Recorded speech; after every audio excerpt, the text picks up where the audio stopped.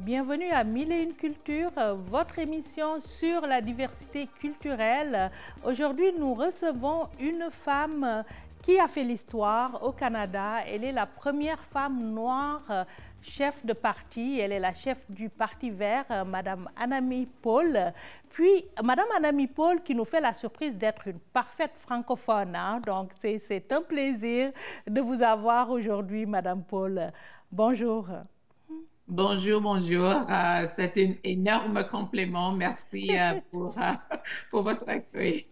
Voilà. Alors, Madame Paul, vous avez un parcours extraordinaire. Quand j'ai lu un peu tout ce que vous avez fait depuis que vous êtes née au Canada, de parents donc immigrants qui venaient de la Jamaïque. Si je me Non, trompe en pas. fait, bon, les îles de Caraïbes, mais des très petites îles. Nevis, une île de 9000 personnes, et D'accord. Dominique, une île de 30 000 personnes. Voilà, donc né à Toronto, vous avez fait partie des premiers à avoir bénéficié d'un programme en immersion française, impliqué Oui. très jeune, avant même votre majorité sur le plan citoyen, à vous intéresser à la politique. Vous avez aussi milité pour les droits des femmes, les droits des jeunes. Vous êtes très, très impliqué. Mais parlez-nous en fait un peu plus de ce parcours-là. Qu'est-ce qui est plus important pour vous, qu'on doit retenir de votre parcours? L'importance d'avoir non, des modèles. Dans mon cas, j'étais vraiment très chanceuse d'avoir été née dans une famille de militantes, de personnes qui ont dédié leur vie au service public. Ma mère était enseignante pendant 30 années ici à Toronto. Ma grand-mère, elle était infirmière et ici à Toronto, elle était aide-soignante. Malheureusement, comme beaucoup de femmes immigrantes, elle n'a pas réussi à reprendre sa profession ici. Ça reste encore trop difficile. Alors oui, j'avais des très bons modèles d'un jeune âge. Et puis, non, c'était l'époque des premières pour les femmes noires dans la vie politique. On avait Rosemary Brown, qui elle a postulé pour la chefferie du parti NPD. On avait Jean Augustine, Zenena Akande, des femmes noires qui ont été les premières membres des cabinets. Alors oui, j'avais beaucoup de modèles. Ça, c'est vraiment très important pour moi et pour tout le monde qui cherche à s'impliquer, surtout dans la vie politique où les femmes noires, les personnes noires restent sous-représentées. D'accord. Vous avez une formation en affaires publiques, mais en pratique, moi j'ai vu beaucoup d'implications au niveau de la justice, d'une certaine façon de promouvoir la justice avec la Cour pénale internationale à La Haye, où vous étiez une spécialiste des questions politiques. Et vous êtes aussi très impliqué au niveau du Climate Infrastructure Partnership. Donc, c'est plus une façon de vivre, en fait, qui vient influencer votre profession et votre engagement, j'imagine. Oui, c'est comme une orientation. Non, toute ma vie professionnelle, je crois, c'est une réflexion de mes valeurs, de mes principes. Non, de les leçons de mes parents et de ma grand-mère. J'essaie toujours à trouver, de participer à l'innovation positive, l'innovation sociale. Quand je vois des lacunes dans notre société, j'essaie de les remplir avec des bonnes politiques. Comme j'ai vu qu'il n'y avait pas suffisamment de gens racisés dans notre vie politique, par exemple, j'ai décidé de fonder une organisation ciblée sur l'augmentation de notre représentation. Alors oui, c'est ça. Si on a la chance d'avoir une vie où notre vie professionnelle est intégrée avec nos valeurs et reflète nos valeurs, c'est quelque chose de vraiment spécial. Et j'ai eu, j'ai eu cette chance et je continue d'avoir la chance d'avoir une vie comme ça. OK. En dehors de la chance, un travail acharné, j'imagine aussi, hein, parce qu'on le sait, une femme noire en politique ou dans n'importe quel domaine, on parle souvent de plafond de verre. Moi, je dis souvent aux gens, le plafond de verre, c'est pour les femmes non racisées. Pour les racisées, c'est plus un plafond de béton. Qu'est-ce que ça fait? Oui, qu'est-ce que ça fait de briser ce plafond-là une première fois, la même année où on a aussi la première vice-présidente noire aux États-Unis? Oui, non, c'est vraiment remarquable. J'étais vraiment étonnée par l'intérêt international, en fait. Je continue de faire des entrevues avec des services médiatiques un peu partout au monde. Ils sont très intéressés. Et oui, d'avoir ces deux symboles ici au Canada et aussi aux États-Unis, on doit savoir que ça change. Pardon, ça change des choses. Il y a beaucoup de jeunes femmes noires qui m'ont écrit ou m'ont envoyé en fait des messages sur des réseaux sociaux pour dire maintenant je me vois, maintenant c'est possible d'imaginer que moi aussi je serais capable un jour de percer la vie politique ou même dans une autre profession. Parce qu'on sait par exemple même dans le média, nous n'avons pas beaucoup de modèles comme vous non plus. Il y a beaucoup de travail à faire pour voir des femmes comme nous représentées dans tous les secteurs, dans tous les domaines. Notre place est une place de leadership, mais il faut insister parce qu'il y a encore beaucoup de travail à faire. Voilà. Et ce travail-là en amont, pour vous, c'est de longues années et qui a culminé par votre élection. Qu'est-ce qui a fait la différence d'après vous? Parce qu'il y avait beaucoup de candidats de valeur, il y avait beaucoup de candidats au Parti vert. J'ai quand même suivi l'élection un peu. Qu'est-ce qui a fait la différence d'après vous, Madame Paul? Bon, il n'y a pas de formule magique. C'était vraiment travail, non, de bosser chaque jour. C'était des journées, honnêtement, c'était des journées de 12-13 heures. Peut-être la chose qui faisait la différence, c'était que j'ai réussi à assembler un groupe de bénévoles qui croyaient vraiment que quelque chose d'historique était possible. Que c'était possible finalement d'élire quelqu'un comme moi, quelqu'un qui n'avait jamais été élu à ce poste. Et ils ont travaillé tellement fort pour presque 10 mois pour réaliser notre rêve partagé. Et on ne peut pas faire quelque chose comme ça seul. Nous avons toujours besoin des gens qui croient en nous, qui sont là pour nous soutenir. Et moi, je crois que notre équipe, je sais que, bon, c'est mon avis, mais notre équipe était vraiment le plus fort, le plus dédié.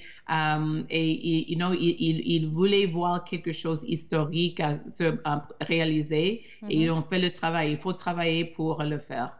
Madame Paul, on va prendre une petite pause, mais on vous garde avec nous pour la seconde partie de l'entrevue. Nous allons céder la place pour un moment à notre chroniqueuse culture, tendance et mode, Myriam Matondo. Myriam, on dit quoi? Ce 20 mars, Journée internationale de la langue française célébrée un peu partout dans le monde. L'Organisation des Nations Unies consacre 6 journées internationales de langue dans le chinois, l'arabe, l'anglais, le russe et l'espagnol. En 2020, l'OIF, Organisation internationale de la francophonie, a souligné son 50e anniversaire. Mais quelle est la situation du français dans le monde? Le français, c'est 300 millions de locuteurs, dont 60% se trouvent sur le continent africain.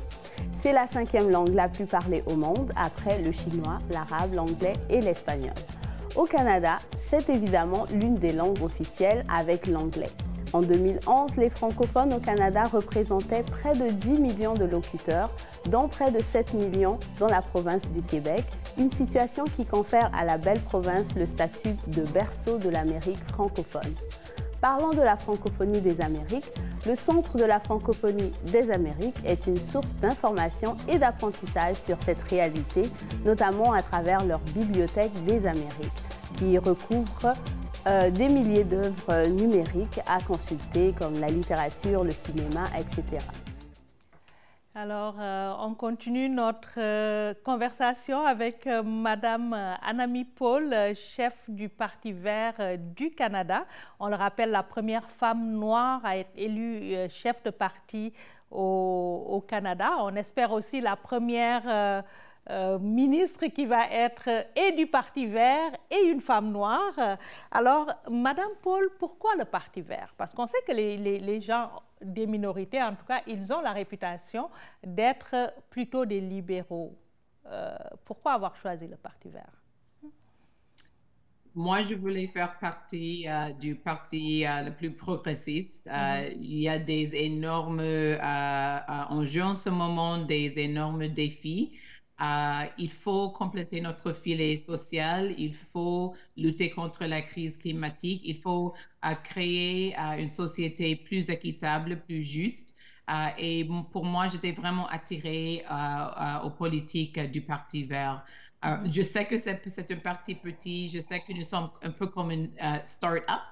Mais par contre, c'est très important d'avoir des politiques innovateurs, d'être audacieux. Et pour moi, tout ça, ça correspond au Parti vert. Et surtout mes valeurs et mes principes. C'est très important que ça soit reflété aussi dans ma vie politique. Et ça aussi, je me sens très chez moi dans le Parti vert. D'accord. Et on pense que le Canada est quand même en avance sur plein de choses, mais au niveau des politiques progressistes, on se rend compte que les Verts font beaucoup plus de percées à l'extérieur du Canada. Je parle de l'Europe. En fait, on voit vraiment une percée des mouvements verts, des politiques vertes qui sont portées au Parlement, au pouvoir. Et ce n'est pas très souvent le cas au Canada. Vous pensez que c'est lié à quoi?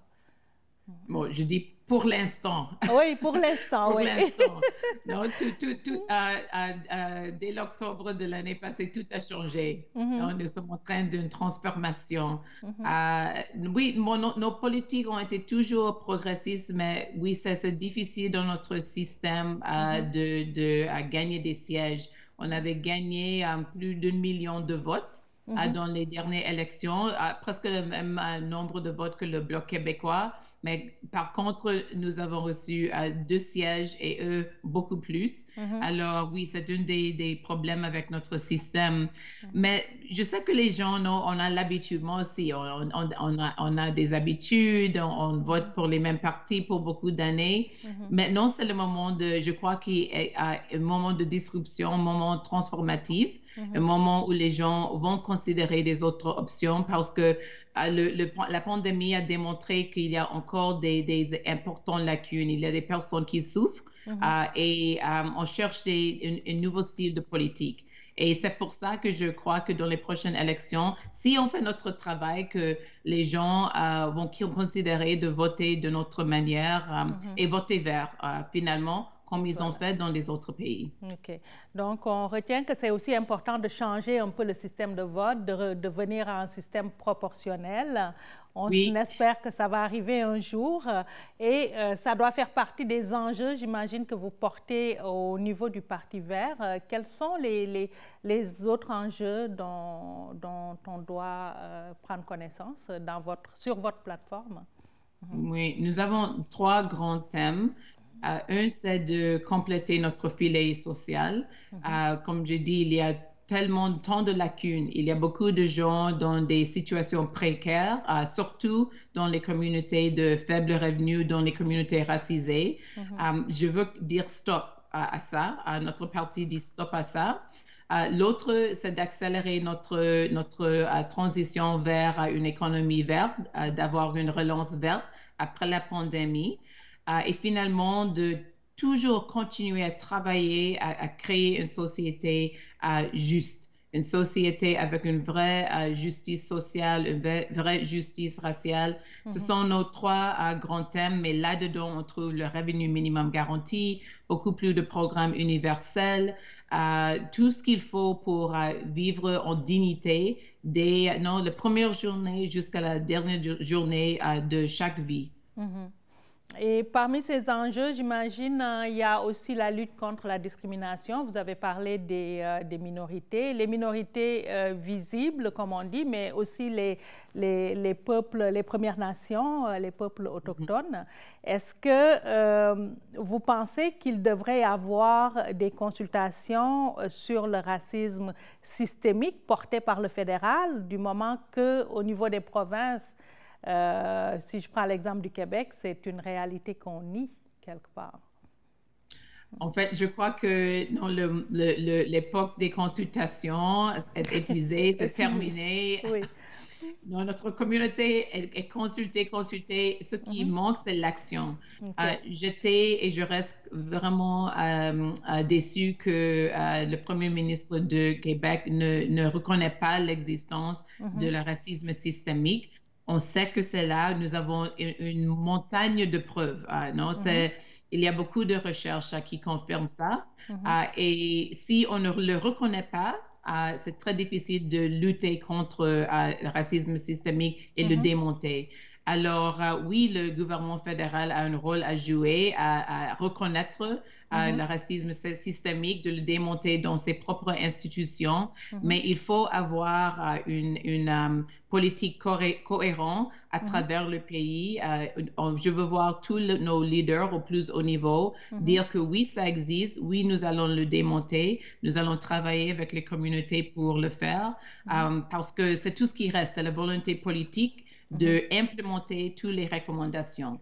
D'accord. Donc, c'est fini les consultations, mais ça prend une reconnaissance formelle, puis des actions pour aller de l'avant. On a aussi beaucoup parlé de langue officielle. On a vu la semaine dernière la ministre Mélanie Joly monter au créneau pour parler d'un projet de loi pour qu'on ait un Canada bilingue. Est-ce que vous, c'est quelque chose qui vous interpelle? On sait que vous êtes anglophone, mais vous avez été en immersion française. Ça vous donne la facilité de parler en français, de faire des entrevues en français, mais vous parlez aussi espagnol, vous parlez catalan, j'ai vu aussi. Donc, qu'est-ce que vous pensez de ce projet de loi-là? Est-ce que c'est porteur, en fait? Oui, en fait, ça me touche parce que mes deux fils ils font partie de la francophonie. Et alors, comme mère de francophones, oui, absolument, je veux voir la langue française protégée. Je veux voir des options d'étudier, de travailler en français partout au Canada. Je suis vraiment très préoccupée par les barrières qui existent à l'apprentissage de français hors du Québec. Ça reste encore très difficile, surtout pour les communautés immigrantes, d'apprendre le français. Et on sait que c'est une barrière à beaucoup de carrières. Ça, c'est quelque chose que, ça doit être réglé. C'est très bon d'avoir des plans, c'est qu'un plan. On doit avoir une vraie législation. C'est ce qui manque dans cette session de Parlement. Si on veut vraiment protéger la langue française, alors oui, je veux voir l'accès partout au pays, je veux voir la langue renforcée.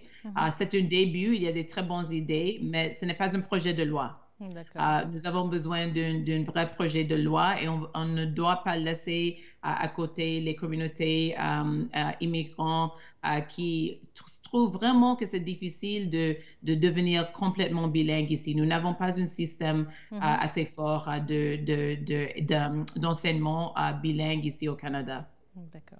Et il nous reste quelques minutes, Madame Paul. Une des questions que j'aimerais vous poser, c'est sur le mois de l'histoire des Noirs. On vient juste de sortir des célébrations de ce mois-là. Qu'est-ce que cela représente pour vous aujourd'hui? Une célébration d'abord. Oui. Non, nous sommes la diaspora noire, on aime célébrer. C'est très important, même avec les défis, même avec la discrimination et tout ça. Il faut célébrer, il faut reconnaître nos accomplissements. Nous sommes là dans tous les domaines ici au Canada. Nous avons des leaders, nous avons des personnes qui ont accompli beaucoup. Alors, il faut célébrer ça. Et puis, il faut utiliser ce mois d'éduquer. Il n'y a pas encore suffisamment de compréhension de la contribution des personnes noires ici au Canada. Ça, c'est très important. Et si on comprend, si nous sommes éduqués, alors après ça, c'est possible de continuer à bâtir une société plus égale, plus juste.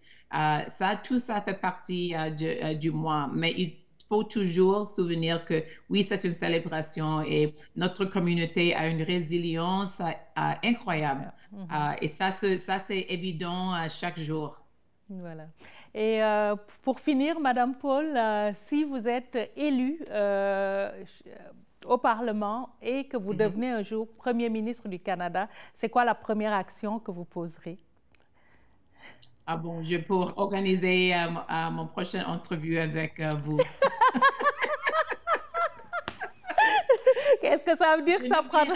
Jamais, non, et je me souviens, je me souviens toujours de ces invitations et encore je dis merci. Oui. Oui, non, pour moi, le but maintenant, c'est de construire un Parlement vraiment représentatif, d'assurer que le Parlement a des députés qui représentent toute notre diversité ici au Canada. En fait, le Parti vert a lancé une campagne qui s'appelle « Faites le saut ». On veut voir les leaders de notre communauté, des autres communautés qui travaillent pour les gens dans leur communauté se présenter. Parce que leur place est en Parlement et leur leadership est très important, leur perspective est très importante. Alors ça, pour moi, c'est le rêve. Et je sais que tout est possible si nous avons ce type de représentation. Alors, pour moi, je suis vraiment ciblée sur ça et je vous invite tous les spectateurs de considérer, se présenter, se lancer dans la vie politique parce que nous avons besoin de vos voix. Merci beaucoup, Madame Paul. Ce fut un réel plaisir de vous avoir avec nous. Puis on vous souhaite un très beau succès, un très grand succès dans votre engagement politique. C'était un vrai plaisir et à la prochaine. À la prochaine, quand vous serez Premier ministre. Oui. Non, je me souviens. Vous n'êtes pas là. C'est enregistré en fait. Voilà. Merci beaucoup. Merci aussi à vous qui nous suivez à la maison. N'hésitez pas à nous contacter pour nous donner, comme toujours, vos suggestions, informations. Et si vous voulez participer à l'émission, vous pouvez écrire au courriel qui s'affiche en bas de l'écran. Nous allons nous quitter sur un coup de cœur de la rédaction qui a un rapport avec la francophonie et que Myriam Matondo a le plaisir de vous présenter. Et on vous dit à la semaine prochaine. Vous avez déjà entendu parler des mots bistrot, banquet, chin-chin ou encore camarade. C'est tous des mots qui font partie de la langue française, pourtant qui viennent d'autres langues. Alors, c'est notre coup de cœur aujourd'hui. Nous voulons vous laisser découvrir cela dans cette vidéo des Nations Unies sur la Journée internationale de la langue française. Un des mots que ma langue maternelle, le russe, a donné à la langue française, c'est le mot bistrot. En russe, ça se prononce bыстро et cela signifie vite. Selon la légende, tout à fait convaincante, ce mot aurait été introduit en français par des Cosaques russes stationnés à Paris en 1814 après la défaite de Napoléon. Les Cosaques avaient pour habitude d'aller prendre un verre ou plusieurs dans les cafés de la ville pendant leur service. Et craignant de se faire surprendre par leurs supérieurs, ils criaient « Vite, vite, bыстро, bыстро ». C'est ainsi qu'aujourd'hui, on utilise le mot « bistrot » pour parler des cafés. Connaissez-vous l'origine du mot « balafon » ? Il vient du malinké, langue parlée dans de nombreux pays d'Afrique de l'Ouest, et est formé des mots « bala », l'instrument, et « fon », sonne. Le mot « algorithme » vient du nom d'un mathématicien, géographe et astrologue du IXe siècle, Mohammed ibn Moussa al-Khawarizmi. Né en 780 dans la région du Khawarizm, d'où vient son nom, actuellement en Ouzbékistan. Il est mort en 850 à Bagdad. Ses écrits, rédigés d'abord en arabe, puis traduits en latin à partir du XVIIIe siècle, ont permis l'introduction de l'algèbre en Europe. D'ailleurs, le mot algèbre est aussi d'origine arabe. Je vais vous parler du mot toast. C'est un mot français passé à l'anglais pour ensuite être récupéré par le français avec une orthographe et un sens un peu différents. Au Moyen Âge, en France, on ne trinquait pas, mais on utilisait la toastée, une tranche de pain grillé que l'on trempait dans son vin. Il était d'usage de partager un morceau de toasté et un verre de vin avec son invité. En retour, l'invité devait manger le dernier bout de pain et boire l'ultime gorgée de vin. La toastée est devenue toast en anglais. C'est ce terme qui a subsisté, bien que la tradition ait été abandonnée. Depuis le XVIIIe siècle, il signifie simplement lever son verre. Et le français a récupéré son mot. Je voulais vous parler de la mot banquet. Et ma langue, elle a donné 7 mots à la langue française. Et en italien, on se dit banchetto. Ça veut dire aussi la festa, festeggiare. Et en français, c'est les festins et le banquet. Ça veut dire passer des moments tous ensemble, manger, boire, s'amusant. Et c'est ça. Donc, ça, c'est l'amour, à mon avis, aujourd'hui, c'est très important parce que malheureusement, on ne peut pas faire que de la situation globale, mondiale, tout ça. Mais dans notre tête, il faut garder toujours l'esprit de faire un banquet, un festin. Le mot apporté de ma langue au français est camarade. Il veut dire, en espagnol, camarada. Camarade, c'est une personne avec laquelle l'on partage un ou plusieurs centres d'intérêt ou une même occupation. Le mot que ma langue a donné au français est « chin-chin ». Ça vous surprend? En effet, « chin-chin » c'est un doublement de « qing ». En chinois, ça peut se traduire par « s'il vous plaît » ou « dans ce cas, je vous en prie ». C'est une formule utilisée pour inviter quelqu'un à boire. L'expression proviendrait du pidgin de la région du Guangdong en Chine. Elle aurait été introduite dans l'Hexagone au début du XXe siècle par des soldats revenus de la campagne de Chine. Le mot que ma langue a donné au français est robot. Il se dit robot en tchèque et a la même signification qu'en français. Le terme robot apparaît pour la première fois dans une pièce de théâtre de science-fiction écrite en 1920 par l'auteur tchèque Karel Čapek. Il a été créé à partir du mot robota, qui signifie travail, besogne, corvée. Quand on pense au mot français d'origine grecque, on est loin d'imaginer que les mots chair et chaise ont un ancêtre commun, cathèdra. En grec ancien, cathèdra désignait un siège à dossier, mais aussi parfois un bac de rameurs. Au XVe et XVIe siècle, le peuple de Paris, pour beaucoup de mots, remplaçait le son R par le son Z. Et cette faute, acceptée par l'usage, a fini par faire 2 mots. Chaire, comme la chaire de philosophie d'une université, et chaise, comme une chaise de bureau. À l'ère des robots et des algorithmes, rien de tel qu'un banquet. Ou encore un bistrot.